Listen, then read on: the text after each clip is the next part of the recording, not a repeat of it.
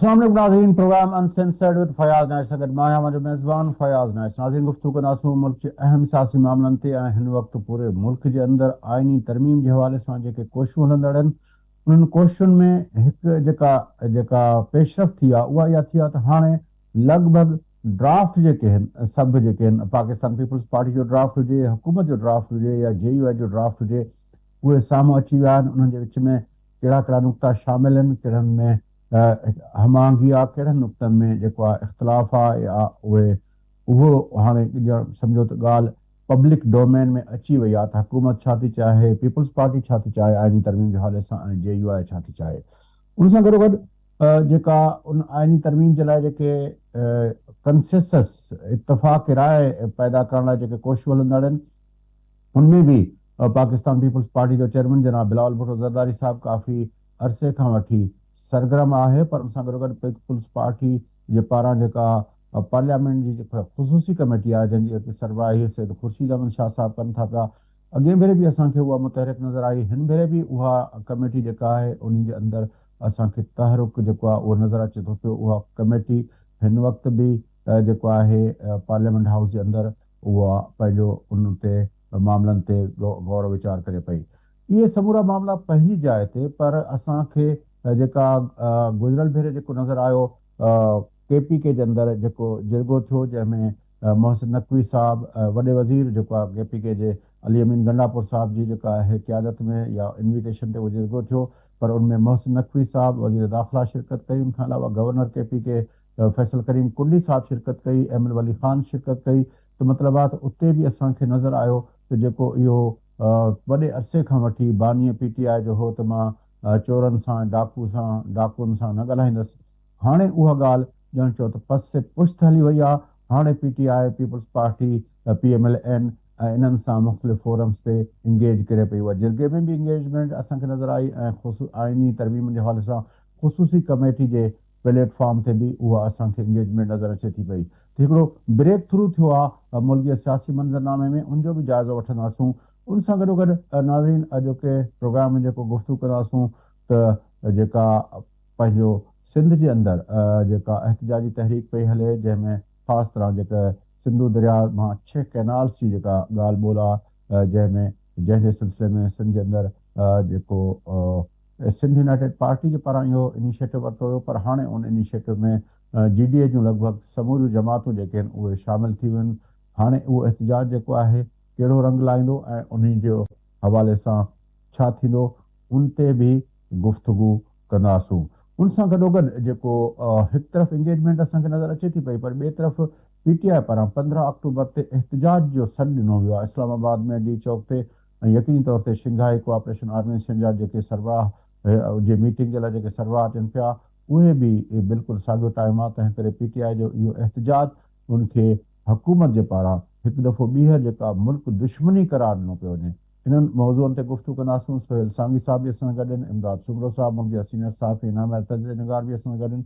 अचो त उन गुफ़्तगू करते आहियूं। सांगी साहब, कीअं था ॾिसो ही जेके डेवलपमेंट्स थियूं आहिनि आइनी तरमीमुनि जे हवाले सां? मुंहिंजे ख़्याल में ही जेके ड्राफ्ट इन्हनि एक्सचेंज कया आहिनि टिनी पार्टियुनि, हाणे उन ते वाज़ह तौर ते शयूं साम्हूं आयूं आहिनि, न त हिन खां अॻु में ख़बर कोन पई पई त एग्ज़ैक्टली इन्हनि सॼे आइनी तरमीमनि वारी तजवीज़ में छा छा आहे। त उहो उनखे ॾिसंदा चङी तरह सां ऐं उनखां पोइ उन ते का शइ बीहंदी। पर अञा बि उन में जेका वधीक अहम ॻाल्हि आहे उहा आहे त असुल में इहे तरमीमूं छाकाणि जो ईंदड़ वक़्त में हिकिड़े वॾे अरसे ताईं असरअंदाज़ थींदियूं सभिनी माण्हुनि ते, सभिनी पॉलिटिकल पार्टीज़ ते, तंहिंजे करे इन ते अञा वधीक ग्रेटर कॉन्सेंसस जी मतिलबु पब्लिक ओपिनियन खे उन खे वठण जी कंसल्टेशन जी उन जी हिकिड़ी तमामु वॾी ज़रूरत आहे। उहो इन जे करे बि आहे जो जीअं कल्ह बि तव्हां चयो पिए त इन में 3 सूबा त आहिनि, पर चोथों सूबो जेको आहे, जेको वॾो सूबो आहे, उहो त नज़र कोन थो अचे। ऐं लाइक वाइज जेके 3 सूबा बि आहिनि उन में बि हिकिड़ा ज़ाहिर ते हिकिड़ो चङो ख़ासो चंक मौजूदु आहे अहिड़ो जेको उन खां ॿाहिरि आहे, पोइ बलूचिस्तान हुजे या सिंध हुजे। इहो सवाल खणी लाहौर हलूं था, उतां इमदाद सुमरो साहब असांखे जॉइन कयो आहे। इमदाद साहब, तव्हांखे प्रोग्राम में भलीकार चऊं था। इमदाद सुमरो साहब, कीअं था ॾिसो ही जेका कल्ह बि असां हिन ते गुफ़्तगू कईसीं पिए त हिन भेरे जेका आइनी तरमीम आहे उनमें लीड रोल पाकिस्तान पीपल्स पार्टी जो चेयरमैन बिलाल भुट्टो ज़रदारी साहब पियो करे ऐं उन खां पोइ JUI मुतहरिका पर असांखे हुकूमत ॼण चओ त बैकफुट ते हली वई आहे, नून लीग बैकफुट ते हली वई आहे, त पंजाब जी मतिलबु आहे उहो कुझु कोन पियो नज़र अचे। सिंध जे बलोचिस्तान जे अंदरि या KP जे अंदरि असांखे उहो तहरुक नज़र अचे पियो उन सां उन्हनि जे, पर पंजाब जे पारां मतिलबु न नून लीग उनमें को फ्रंट रोल ते अदा पई करे, न PTI पई करे, ऐं उन सां गॾोगॾु जेका ही जेके डेवलपमेंट्स थियूं आहिनि जेका कंसेंसस जे लाइ, उनखे तव्हां कीअं था ॾिसो?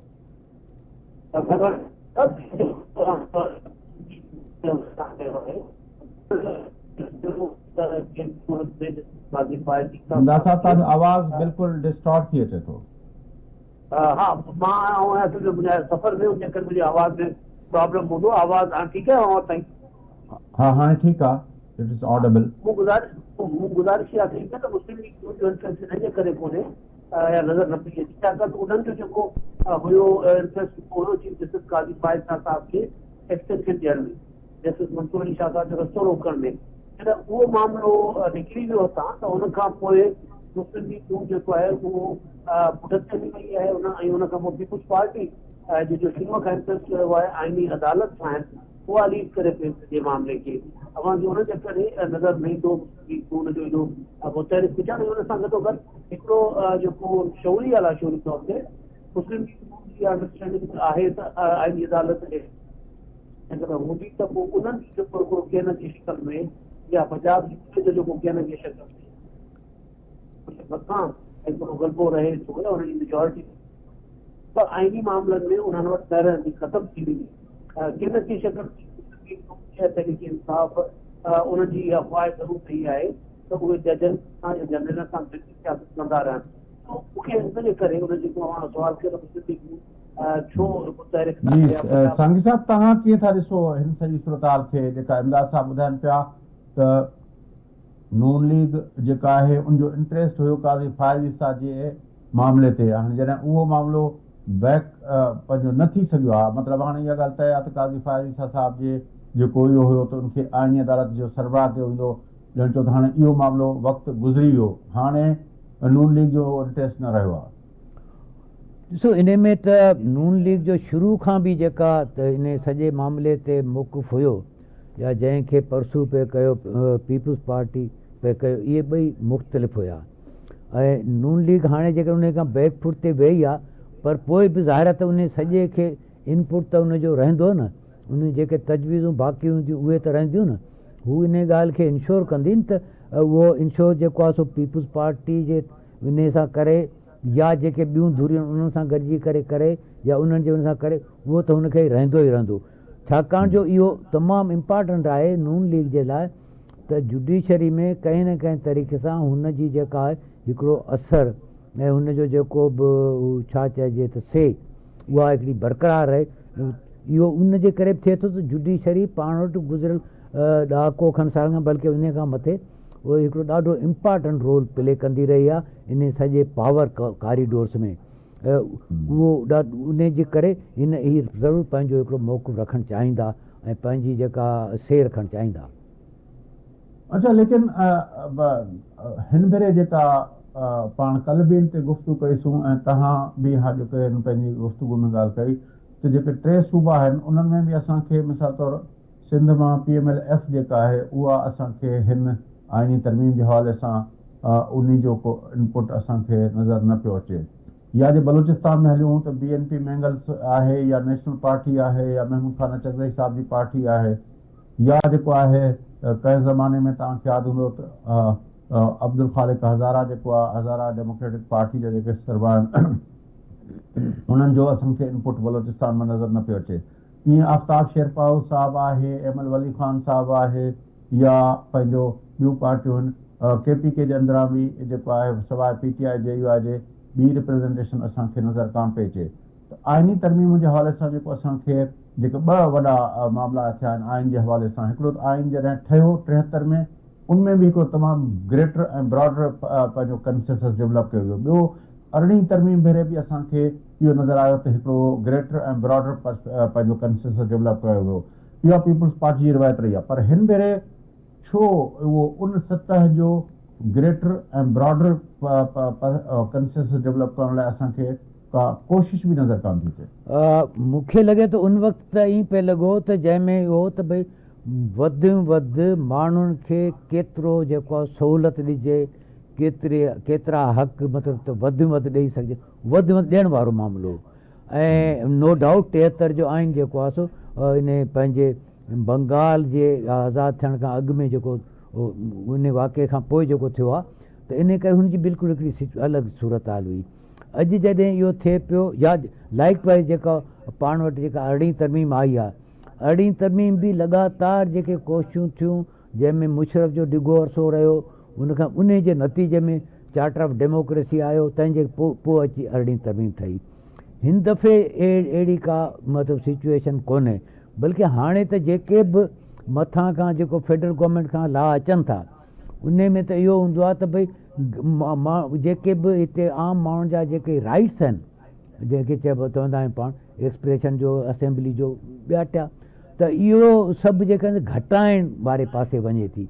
त इहो हिकिड़ो ख़ुदि हिकिड़ो अहम सुवालु आहे त इन्हनि ॿिन्ही जेके टेई जेके मौक़िया आहिनि, इन मां तव्हांखे अंदाज़ो थी सघे थो त इन जी डायरेक्शन छा आहे। ऐं इन में जेकॾहिं घटाइण जी ॻाल्हि आहे त पोइ त तव्हां उन ते कॉन्सेंसस थींदो बि कोन, एॾो ग्रेटर कॉन्सेंसस जंहिंजी मूं बि सवेल ॻाल्हि कई, या तव्हां बि चओ पिया। पर अगेन मुंहिंजो ख़्यालु आहे त पोइ बि करणु खपे। वक़फ़ो वठूं था साईं साहब, वक़फ़े खां पोइ मोटी अची प्रोग्राम जे सिलसिले खे अॻिते वधायूं था। नाज़रीन सां गॾु रहिजो, वक़फ़े खां पोइ इन मसइले खे अॻिते वधाईंदासूं ऐं उन सां गॾु गॾु जेको एहतिजाजी कॉल आहे उन्हनि जे पुठियां छा मक़सदु, उन ते बि गुफ़्तगू कंदासीं सां गॾु।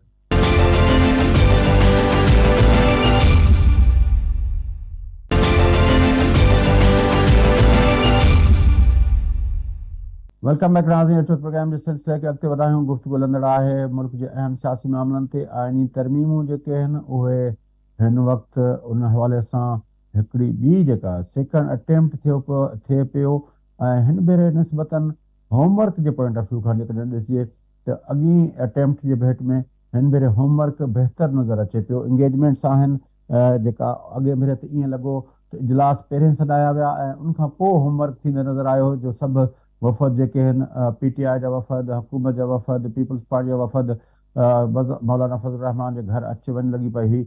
पर हिन भेरे काफ़ी कमु थियो आहे। उन कमनि में मां बार बार इहो चवां थो त अहम रोल जेको अदा कयो आहे पाकिस्तान पीपल्स पार्टी जे चेयरमैन बिलाल भुट्टो ज़रदारी साहब इन आइनी तरमीम जे हवाले सां बलोचिस्तान में, पंजाब जे अंदरि मुख़्तलिफ़ जायुनि ते बार एसोसिएशन्स खे बि ख़िताब कयो आहे। उनखां अलावा मुख़्तलिफ़ जेके पार्लियामेंट जे अंदरि जेके पॉलिटिकल पार्टीज़ आहिनि उन्हनि सां बि हुन इंगेज कयो आहे। उन सां गॾो गॾु जेका पार्लियामेंट जी ख़ुसूसी पार्टी पंहिंजो कमेटी आहे जंहिंजी सरवाही सैयद ख़ुर्शीद अहमद शाह साहब वटि आहे, ऐं ख़ुर्शीद अहमद शाह साहब बि तमामु हिकिड़ा सीनियर पार्लियामेंटेरियन आहिनि ऐं उनखे ख़ुदि जेको कंसेंसस डेवलप करण जे हवाले सां बि उनखे काफ़ी तजुर्बेकार सम्झो वञे थो पियो।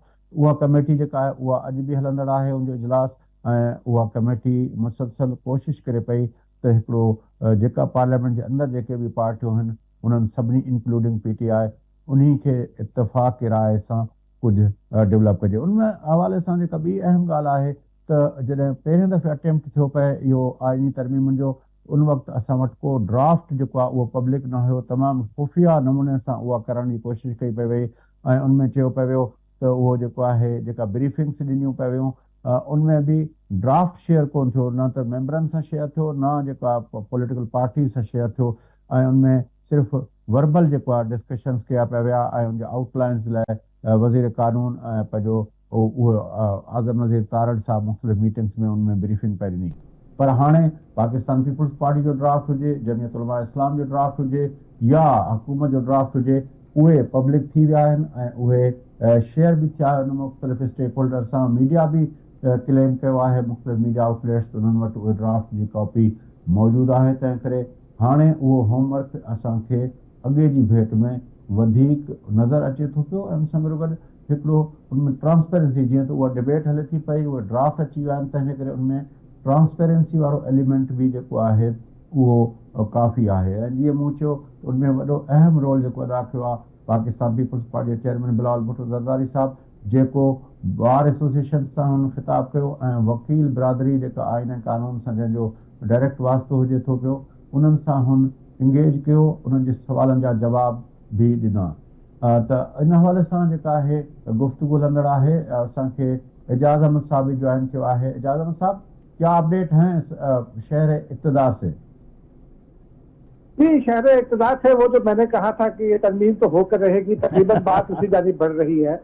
आज भी अपनी जो पार्लिमानी कमेटी है, खुसूसी कमेटी, उसका इजलास हुआ। उसमें पीटीआई काफी कंफ्यूज दिखाई दी। पीटीआई की जानिब से पहले तो चूंकि गुज़िश्ता रोज एक ऐलान कर दिया गया था कि वो 15 अक्टूबर को डी चौक पर एहतजाज करेंगे अगर इमरान खान से उनकी बहनों और अहले खाना की मुलाकात ना करवाई गई। तो उस पर अरकान ने ये शिकायत की उनसे कि आप एक जानिब हमारे साथ बैठ कर ये इस पर आईनी तरमीम पर कोशिश कर रहे हैं, इत्तफाक कराएगी, और दूसरी जानिब आप ये धमकियां लगा रहे हैं और वो भी एससीओ कॉन्फ्रेंस को रोकने और उस मौके पर एहतजाज करने की। तो ये तो कोई मुनासिब बात नहीं है, जिस पर उमर अयूब जो आज इजलास में मौजूद थे और कायदे है, वो हथे से उखड़ गए और उन्होंने हुकूमत को सख्त सुनाते हुए ये कहा कि हमारे तो वर्कर की जिंदगी जीवन कर दी है आप लोगों ने, और छापे मारे जा रहे हैं और दिन रात छापे मारे जा रहे हैं। बानी पीटीआई के साथ जुल्म हो रहा है, उनको आप मुलाकातें नहीं कराने दे रहे। अरकान ने ये बताया कि मुलाकातों पर पाबंदी सिर्फ बानी पीटीआई की मुलाकातों पर नहीं है, पूरी अडेरा जेल के कैदियों पर पाबंदी है, जो जिनकी तादाद तकरीबन 7,700 कैदी हैं अडेरा जेल में। तो उस पर उमर अयूब ने ज्यादा बढ़ कर कहा कि आप इस ऐवान को तो इसका अख्तियार ही नहीं है कि आईनी तरमीम करे, क्योंकि ये 47 का जो है वो फॉर्म 47 का ऐवान है और फॉर्म 45 के तो अरकान हम हैं और हम जीते हुए हैं, हमारा मैंडेट आप लोगों ने चुरा दिया। इस पर काफी देर तक कलामी हुई, ऊंची ऊंची आवाज में बातें होती थी। जो इन कैमरा इजलास था वो बाहर तक आवाजें आ रही थी उनकी। बहरहाल फिर किसी न किसी तरह ठंडा किया गया। अली जफर ने और बैरिस्टर गौहर ने किरदार अदा किया उमर अयूब को ठंडा करने में। उसके बाद फिर कामरान मुर्तजा और शेरी रहमान और नवीद कमर जो है वो जरदारी और समाना हो गए, क्योंकि जेयूआई ने अपना मुसवदा भी पेश कर दिया है।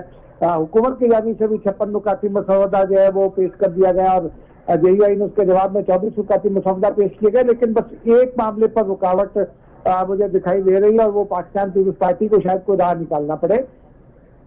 वो रुकावट ये है कि जेयूआई ये कहती है कि सुप्रीम कोर्ट में आईनी बेंच जो है वो बनाया जाए, आईनी अदालत ना बनाई जाए, क्योंकि सुप्रीम कोर्ट पर में के हवाले से जेयूआई के कामरान मुर्तजा कहते हैं कि ये असॉल्ट है सुप्रीम कोर्ट पर। हालांकि मौलाना फजल रहमान आईनी अदालत का जो नुक्ता है चार्टर डेमोक्रेसी का, उसके सिग्नेचर भी हैं।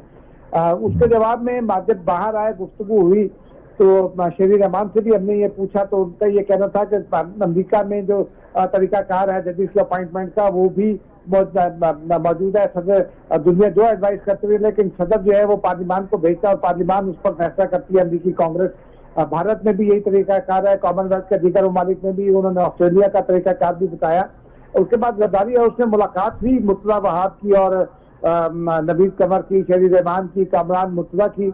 उसमें कामरान मुर्तजा ने बाद में ये कहा कि हमारे तकरीबन पीपल्स पार्टी के तमाम पॉइंट्स पर हमारा इत्तफाक है, सिर्फ आईनी अदालत का जो मामला है उस पर हम आईनी बेंच चाहते हैं। उन्होंने तस्दीक की, लेकिन अब उसके ऊपर मजीद मुशावरत होनी है।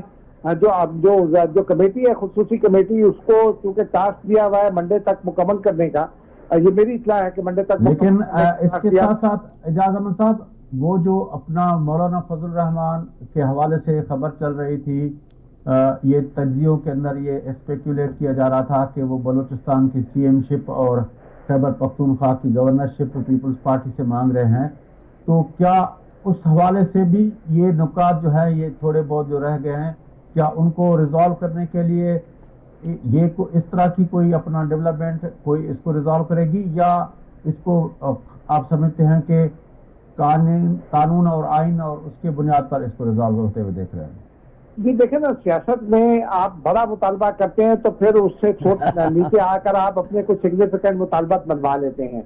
मेरा ख्याल है मौलाना फजल रहमान इन्हीं मुतालबात पर अमल दरामद करवाने के लिए वो आईनी अदालत की मुखालफत कर रहे हैं, क्योंकि आईनी अदालत जो है वो अगर आईनी बेंच बन जाता है तो उसकी एक कबाहट है। वो बेंच होगा सुप्रीम कोर्ट का, 5 रुकनी हो या 6 रुकनी हो, लेकिन सुप्रीम कोर्ट के जजेस की तादाद है 17।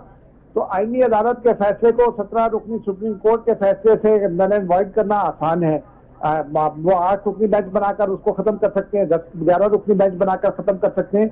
तो मौलाना फजल रहमान की जानिब से ये जो जिद दिखाई देती है आईनी अदालत के खिलाफ, ये मुझे उसी सिलसिले की कड़ी लगती है, ताकि पीपल्स पार्टी जो है अगर सीएमशिप का ओहदा ना दे तो स्पीकरशिप का ओहदा दे दे, स्पीकरशिप का ना दे तो कोई और ओहदा दे दे, क्योंकि बिलावल भुट्टो जरदारी ये समझते हैं कि भाई फायदा तो होना है नून लीग की हुकूमत को, और नून लीग सिर्फ मौलाना कुछ मांग नहीं रहे, मांग वो हमसे रहे।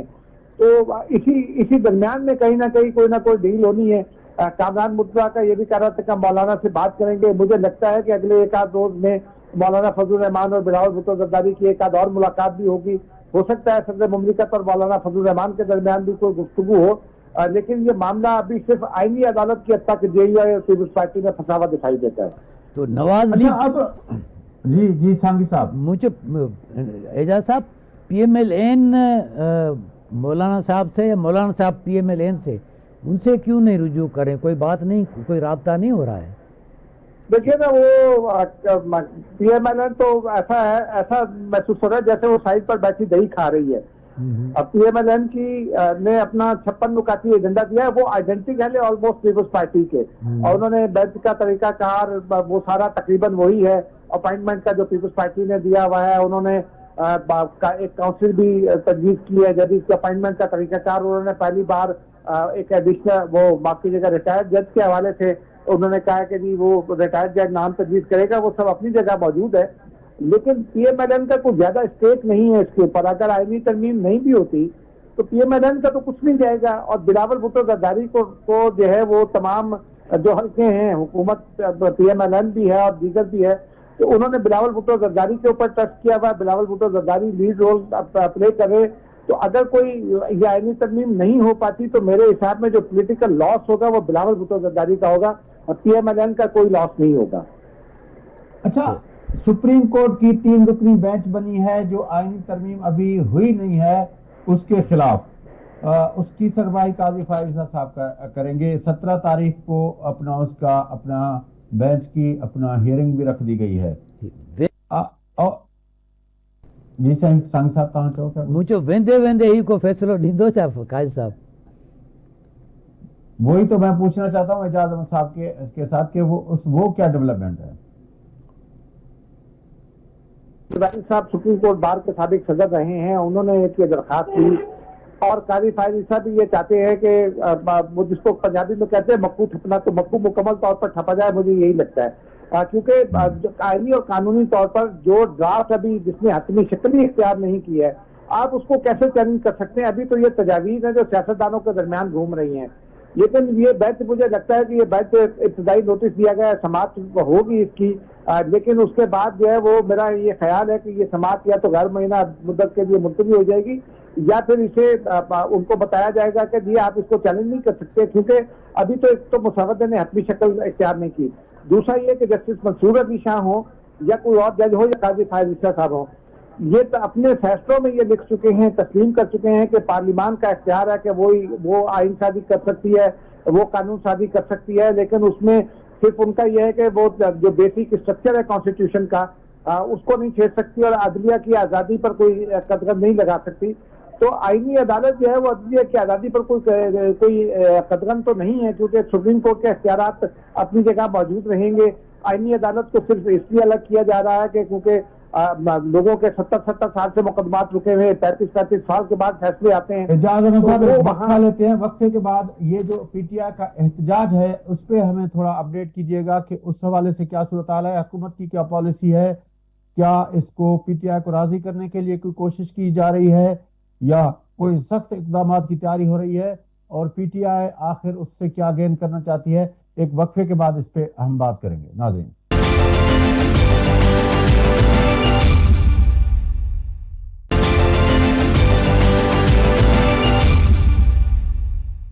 वेलकम बैक नाज़रीन, अचूक प्रोग्राम जे सिलसिले अॻिते वधायूं। गुफ़्तगू हलंदड़ आहे आईनी तरमीम जे हवाले सां, ऐं PTI पारां 15 अक्टूबर ते जॾहिं शंघाई कोऑपरेशन ऑर्गेनाइजेशन जा सरबराह इजलास पाकिस्तान में थिए पियो, उते एहतजाजी कॉल छॾी सोबी इस्लामाबाद जे डी चौक ते।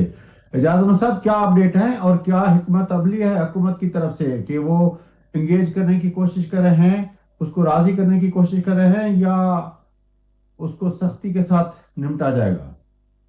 जी नाइस साहब, पहले तो मैं सिर्फ पिछला जो गुफ्तगू हो रही थी ना उसका एक नुकता बता दूं। जेयूआई के आईनी रास्त के भी बाद नुकात सामने आ गए हैं। उसमें 18वीं तरमीम को मुकम्मल तौर पर बहाल करने की तजवीज दी है JUI ने। और वही बात जो अभी मैं आपको बता रहा था कि आईनी अदालतों पे ना हो, आईनी बेंच बना दिया जाए सुप्रीम कोर्ट में, उसके हवाले से बात तजावीज शामिल है। जहां तक PTI की बात है जी, जहां तक PTI की बात है जी, साहब आप कुछ कह रहे हैं? इजाज़त साहब आप बात करें। जी, जहां तक PTI की बात है, तो अब से थोड़ी देर पहले ये खबर आई है कि पंजाब हुकूमत ने PTI वर्कर्स के पर सख्त क्रैकडाउन का फैसला किया है और शायद आज रात को किसी वक्त ये क्रैकडाउन शुरू हो जाएगा। अगले 2 रोज ये क्रैकडाउन जारी रहेगा। PTI पर ये वादे कर दिया गया था आज भी पार्लिमानी कमेटी के इजलास में भी और उसके बाद भी कि कोई PTI को कोई स्पेस नहीं दी जाएगी एहतजाज के लिए, क्योंकि इस वक्त हुकूमत एहतजाज अफोर्ड नहीं कर सकती। 15 अक्टूबर को सरबराहान मुमलिकत आ रहे होंगे, कुछ आ चुके होंगे, वज़ीर खारजा आ चुके होंगे, उनका इजलास हो रहा होगा, टेक्निकल टीमें यहाँ मौजूद होंगी, तो कोई रिस्क नहीं लेगी हुकूमत, चाहे वो पंजाब की हो या वफाकी हुकूमत को। PTI के लिए कोई स्पेस नहीं दी जा रही। दूसरा एक और इम्पोर्टेंट बात यह है कि PTI के अंदर इस ऐलान पर काफी फूट पड़ गई है। अली मोहम्मद खान ने तो ओपनली कह दिया है, अली जफर से आज बात हुई, बैरिस्टर गौर से बात हुई, तो उनका ये कहना था कि पार्टी के अंदर इस पर डिस्कशन हो रही है, कुछ तहफुजात सामने आ रहे हैं। अली अमीन गंडापुर जो है, उनकी जानिब से कोई स्टेटमेंट नहीं आई है कि वो इस्लामाबाद यलगार के लिए आएंगे कि नहीं आएंगे। तो PTI के अंदर इस ऐलान से बहुत फूट दिखाई दे रही है। लेकिन बानी PTI ने तो बहरहाल हिदायतें जारी कर दी हैं जो इत्तला मिली हैं, उस हिसाब के बाद अगर वो जो कारकुन है वो तो अपना फिर निकलेगा, और जब ये क्रैकडाउन की बात होगी, क्रैकडाउन हो भी सही तो खबरों में तो वो रहेगा और फिर वो तो उनका मकसद तो फिर हो जाएगा। जी भाई साहब देखिए ना, एक तो ये जो बानी PTI ने इजाजत दे दी है, तो वो इजाजत उन्होंने कैसे दी है भाई? पिछले 1 हफ्ते से तो PTI ये पोस्ट टू पिलर दौड़ रही है और ये धमकियां दे रही है कि हम एहतजाज करेंगे, बानी PTI की मुलाकातें करवाए, वकला तक से उनकी मुलाकात नहीं हो रही। तो फिर दूसरी जानिब वो ये भी कहती है कि जी बानी PTI पर सख्ती शुरू कर दी है, हमारी कोई बात नहीं हो रही, हम मुशावरत नहीं कर पा रहे। और आज बैरिस्टर गौहर ने यह भी ऑफिशियली कहा कि वो बानी PTI से मुशावरत करना चाहते तो 17 तक आईनी तरमीम का मामला मौखर किया जाए। तो मेरा ख्याल है ये PTI की जानिब से एक तो ब्लफ कॉल है। दूसरा ये कि जो PTI का वर्कर है जो अभी तक जिनकी जमानतें नहीं हो सकी, वो वर्कर और उनके अहले खाना भी परेशान है। खैबर पख्तूनख्वा के वर्कर अब PTI की क़यादत को बुरा भला कह रहे हैं, इमरान खान को या बानी PTI को नहीं कहते, लेकिन उसको तो अली अमीन गंडापुर समेत जो तमाम क़यादत है उसके खिलाफ वर्कर बाकायदा सरबंदी कर रहे हैं। तो ऐसा लगता है कि ये PTI की जो क़यादत बाहर है, जिनमें हमाद अजहर हैं, शेख वकास अकरम है, इस क़यादत में बानी PTI से मुशावरत के बगैर मेरे ख्याल में ये जिब्रान इलियास और सजाद बरकी जो बैरून मुल्क बैठे हैं या शहबाज गिल, उनके साथ मुशावरत से ये जो है ना, और मेरी इत्तला भी यही है कि उनके साथ मुशावरत से ये कॉल दी गई है। बानी PTI के साथ कोई मुशावरत इस पर मेरी इत्तला के मुताबिक नहीं हुई। आगे बढ़ते हैं और गुफ्तगू करते हैं सिंध के अंदर जो अपना जो पाकिस्तान में सिंध इंडस रिवर से 6 कैनाल निकालने की हुकूमत की पॉलिसी है, जिसकी अपना मंजूरी या जिसके हवाले से एक इजलास प्रेसिडेंट हाउस में हुआ था और जनाब आसिफ अली जरदारी साहब ने उसकी सरबराही की थी। उस हवाले से सिंध के अंदर एहतजाज की कॉल है और सिंध के अंदर सिंध यूनाइटेड पार्टी जो एक कॉम्प्रेस जमात है, उसके अलावा GDA में शामिल जो जमातें हैं और जो वो एहतजाज कर रहे हैं। हमें ज्वाइन किया है आवाज़ TV के डायरेक्टर न्यूज़ जनाब नाज साहतो साहब ने, मुल्क के सीनियर साफ़ी और मारूफ तजज़िया निगार भी हैं। नाज साहतो साहब तहां की था ॾिसो हिन डेवलपमेंट के 6 कैनाल इंडस रिवर सिस्टम उन हवाले सां सिंध जे अंदर एहतजाज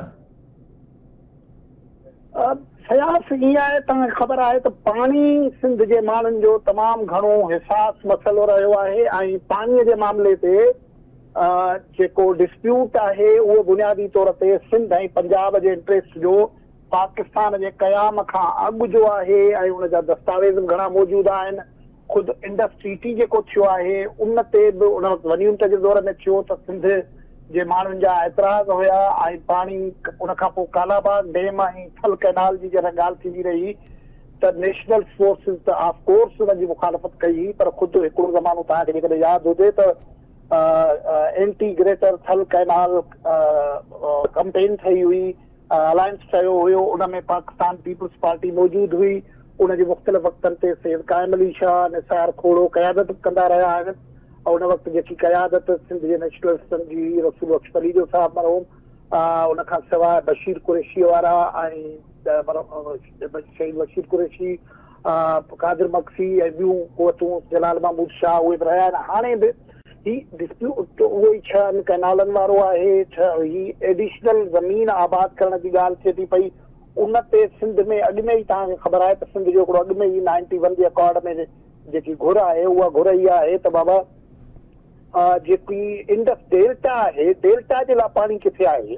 91 जे अकॉर्ड में इहो तय थियो हुयो त हिकिड़ी सर्वे कराई वेंदी, हिकिड़ी स्टडी कराई वेंदी, ऐं उन खां पोइ 91 जे अकॉर्ड मुताबिक़ जेतिरी ज़रूरत हूंदी ओतिरी डेल्टा खे पाणी ॾिनो वेंदो, पर उहा स्टडी न थी आहे। इहो ब्रोकन प्रामिसिस जी हिकिड़ी एॾी वॾी हिस्ट्री आहे। इन जे करे हीउ जेको चवनि पिया था, जेको पंजाब इन वक़्तु चवे थो पियो त असां पंहिंजे हिसे जे पाणीअ मां कैनाल खणंदासीं, उन ते केर बि एतबार करण लाइ तयारु न आहे। ख़ुदि सिंध असेंबली पोयनि ॾींहंनि में पाणीअ जे हवाले सां हिकिड़ो ठहराव पास कयो हुयो, ऐं उनजे करे ज़ाहिर आहे त हुकूमत में जेके माण्हू हुजनि था उहे तव्हां जेकर पोयनि ॾींहंनि जी तारीख़ ते थोरो ज़ोर ॾिसंदो त मुराद अली शाह चीफ मिनिस्टर सिंध इन हवाले सां ख़त बि लिखंदो रहियो आहे। हुकूमत में जेके माण्हू हुजनि था उन जूं पंहिंजूं लिमिटेशन्स हुजनि थियूं, पर जेके ॿाहिरि माण्हू पॉलिटिकल पार्टी हुजनि थियूं उहे थोरो वोकल थी अचनि थियूं, ॻाल्हाइनि थियूं, ऐं उन जे तरीक़े सां तव्हां लगातार ही जॾहिं खां ई अनाउंस थियो आहे त सिंध में तव्हां बेआरामी ॾिसंदो पिया। ख़ुदि तक़रीरूं असेंबलीअ में अहिड़े क़िस्म जूं थियनि थियूं। पोइ जीअं तव्हां पॉलिटिकल पार्टीज़ जा नाला खया त उहे नेशनल पार्टीज़ ऐं ॿियूं जेके हुकूमत मुखालिफ़ पार्टियूं आहिनि, हुकूमत जूं पार्टियूं आहिनि, उहे बि एहतिजाज कंदियूं रहनि थियूं। इन करे उन प्रोजेक्ट जी एक्सेप्टेंस जेकी आहे इहो तमामु घणो सीरियस मसइलो आहे। तव्हां हीउ जेको पाणीअ वारो मामिलो आहे उन ते जेकॾहिं पोइ हिस्सीअ ते वेंदव त मरहूम वली खान जा बयान मौजूदु आहिनि जॾहिं कालाबाग डैम जे हवाले सां ॻाल्हि थींदी हुई, ऐं पंहिंजो सिंध जी लीडरशिप जा बयान मौजूदु आहिनि। इहे बुनियादी तौर ते इहो अहिड़ो मसइलो आहे जेको पाकिस्तान जी जेकी फेडरेशन आहे उन जे लाइ को चङो पैगाम त न ॾींदो, जंहिं नमूने ज़ोराइते नमूने सां इन प्रोजेक्ट खे इम्प्लीमेंट करण जी ॻाल्हि थिए थी पई, उहा मसइला पैदा कंदी। ॿ टे नुक़्ता आहिनि। हिकिड़ो त जीअं तव्हां चओ था पिया त इहो जेको डैम वारे मामले ते त असांखे ख़ुदि टिनि असेंबली जा रेज़ोल्यूशन बि असां वटि मौजूदु आहिनि, पर अॻे जेको हुयो जेका 2007 खां अॻे वारी जेका पाणी जे अंदरि सिंध जे अंदरि मूवमेंट हूंदी हुई, जीअं तव्हां बिल्कुलु राइटली पॉइंट आउट कयो त पीपल्स पार्टी एंटी ग्रेटर थल कैनाल कमेटी हुजे या एंटी कालाबाग डैम कमेटी हुजे, उनमें उनजी सरबराही कंदी रही आहे। पर हाणे जेका आहे पीपल्स पार्टी इनिशिएट पई करे ॼण चओ त ज़रदारी साहब उन इजलास जी सदारत कई आहे। प्रेसिडेंट हाउस जो हालांकि in day two day affair सां वास्तो न आहे, पर ज़रदारी साहब प्रेसिडेंट हाउस में इजलास चलायो आहे। तंहिं करे पीपल्स पार्टी हिन कैनाल्स खे इम्प्लीमेंट करण वारे प्रोजेक्ट खे लीड पई करे, त हाणे इहो तब्दील थी वियो आहे। जेको डायनामिक्स आहिनि उहे तब्दील थी विया आहिनि। उन हवाले सां तव्हां उन्हनि खे कीअं ॾिसंदो? अॻिते ॻाल्हि कई त जॾहिं हुकूमत में पार्टियूं अचनि थियूं, इहो पाकिस्तान जे पॉलिटिक्स जो हिकिड़ो चेकर्ड रिकॉर्ड आहे त जॾहिं मुखालिफ़ दौर में पार्टियूं हूंदियूं आहिनि त उन्हनि जो रिकॉर्ड हिकिड़ो हूंदो आहे, स्टांस हिकिड़ो हूंदो आहे, ऐं जॾहिं पावर में ईंदियूं आहिनि त उन्हनि में तब्दीलियूं ईंदियूं आहिनि। ऐं भले केर बि इनिशिएट करे, ऐं ख़ुदि हिते सिंध में पीपल्स पार्टी, सिंध पीपल्स पार्टी इहो पुराणो कहाणी बि आहे।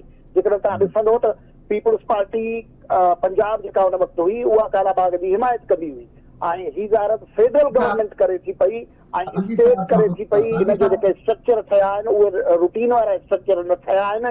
उहो ज़ाहिर इनखे माण्हू सम्झनि था पिया त किथां इनिशिएट थिए थो पियो। ऐवान सदर बि ज़ाहिर मौजूदु आहे ऐं ॿिया बि आहिनि, त उन जे करे हिन ते उन साॻे सां हिनखे लिंक नथो करे सघिजे पियो। पर इन जे हवाले सां पीपल्स पार्टीअ खे सिंध में मुखालफ़त खे मुंहुं ॾियणो पवंदो, तनक़ीद खे मुंहुं ॾियणो पवंदो, छाकाणि जेकॾहिं इहो मामिलो सांगी साहब जो बि पॉइंट हा, इन नाज़ साहब सही पे चयो।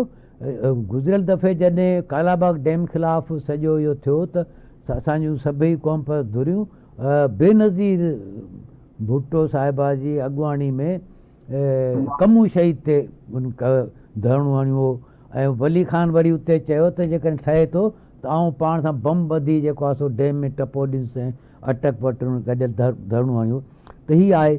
ऐं बाक़ी इहा आहे त इन में पीपुल्स पार्टी भली ऐवान सदर में थियो हुजे, पीपुल्स पार्टी जी सिंध पीपुल्स पार्टी ऐं सिंध गवर्नमेंट इन ते लिखियो आहे, ठहरा पास कयो आहे। टी शइ हिन में इहा आहे त GDA ऐं सिंध यूनाइटेड पार्टी इहे जेकॾहिं इन्हनि जे ख़िलाफ़ु को कनि थियूं त इन्हनि खे त अञा वधीक जेके सिंध जूं ॿियूं धुरियूं आहिनि न उन्हनि खे शामिलु करणु खपे न, त पोइ हिकिड़ो वधीक थींदो। अदरवाइज़ GDA त जेका कंदी रही आहे उहा त anti Peoples Party politics. GDA में जेके अयाज़ लतीफ़ अली जे हिकु ॿी पार्टी खे छॾे बाक़ी ॿी का बि जेके आहिनि उहे त कोन रहियूं आहिनि इन सॼे मामले जेको असां पाणी वारो इशू आहे। GDA जी शमूलियत सिर्फ़ एंटी पीपुल्स पार्टी आहे। उन्हनि खे सिंध जे पाण छा मुशरफ जे वक़्त में इहे पीर साहब इहे जेका ये सब उन पासे हुआ। एजाज अहमद साहब, आपके पास कोई अपडेट है इन कैनाल्स के हवाले से? फाइनल वर्ड्स आपके। देखिए ना, पानी का मसला जो है वो खास ज्यादा अपडेट इस पर यहाँ इसलिए मौजूद नहीं है कि एक इजलास हुआ ऐवान सदर में, उस इजलास में रिपोर्ट पेश की गई, उस इजलास में ये तय किया गया। लेकिन जो बुनियादी बात है, जो बात मेरी समझ में नहीं आ पाई, वो ये है कि अगर कुछ कैनाल निकलनी है तो वो उसी जो 94 का या 91 का वाटर रिकॉर्ड है, 2 वाटर रिकॉर्ड है ना, तो वो उन्हीं के मुताबिक निकलेगी। उससे पानी का शेप तब्दील होने का कोई इम्कान नहीं है। अकार्ड एक ही है, वो जो 94 का है वो इरसा की कमेटी का है, वो अकार्ड नहीं है, वो इरसा का एक फैसला है। जी, वो पानी की तकसीम का फार्मूला है ना जी, वो पानी की तकसीम का फार्मूला है। लेकिन इशू ये है कि पानी अगर कैनाल निकलेगी और कैनाल की जरूरत महसूस भी की जा रही है, तो क्या वो उससे वाटर रिकॉर्ड में जो शेयर तकसीम किया गया है क्या वो तब्दील होगा? अगर तो वो तब्दील होगा तो मैं आपको ये यकीन दिला दूं कि मेरे ऐवान सदर में भी मैंने जब ये खबर आई थी तो सब भी ये पूछा था, तो वो सदर आसिफ अली जरदारी जो हैं वो सबको साथ लेकर चलने की कोशिश करते हैं। लेकिन ये मैं आपको बता दूं कि पीपुल्स पार्टी चाहे बिलावल भुट्टो हो या आसिफ अली जरदारी हो, इन दोनों में से कोई भी शख्स उस वाटर रिकॉर्ड का जो शेयर है उसमें किसी भी किस्म की तरमीम या तब्दीली की हिमायत नहीं कर रहा। आपके लिए भी और हमारे बाकी उसके नाजरीन के लिए भी कि वाटर अकार्ड जो है वो सिर्फ सूबों के दरमियान अलोकेशन का मामला नहीं है, उसमें 10 डेलीज के नाम पे एक पूरी अपना डिस्ट्रीब्यूशन की एक वो की गई कि हर 10 दिन में किस कैनाल की कितनी अलोकेशन है।